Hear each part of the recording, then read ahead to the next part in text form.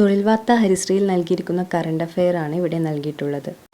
ആറളം വന്യജീവി സങ്കേതത്തെ സംസ്ഥാനത്തെ ആദ്യ ശലഭ സങ്കേതമാക്കും. സംസ്ഥാനത്തെ ആദ്യ ശലഭ സങ്കേതമാക്കാൻ പോകുന്ന വന്യജീവി സങ്കേതം ഏതാണ്? ആറളം വന്യജീവി സങ്കേതം.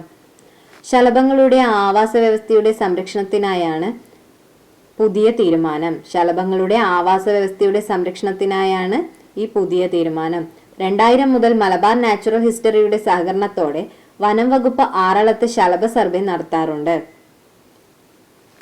സംസ്ഥാനത്ത് ഇതുവരെ കണ്ടെത്തിയ 327 തരം ചിത്രശലഭങ്ങളിൽ 266 എണ്ണം ആറളത്ത് നിന്നുമുള്ളതാണ്.